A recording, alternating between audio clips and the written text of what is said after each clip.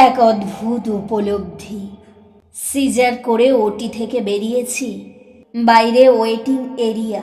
সদ্য বাবা হওয়া ছেলেটা উত্তেজিত হয়ে তার বাবা মাকে বলছে, কাকে কাকে খবর দেব। মা ছোট্ট ডায়েরি বের করে নাম আর ফোন নাম্বার দিচ্ছে।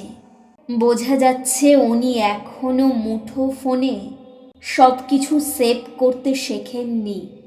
লিফটে করে নিচে নেমে যখন বেরোচ্ছি, তখন দেখি সদ্য মাতৃহারা কন্যা বাবাকে কাঁদতে কাঁদতে জিজ্ঞেস করছে, কাকে কাকে খবর দেব।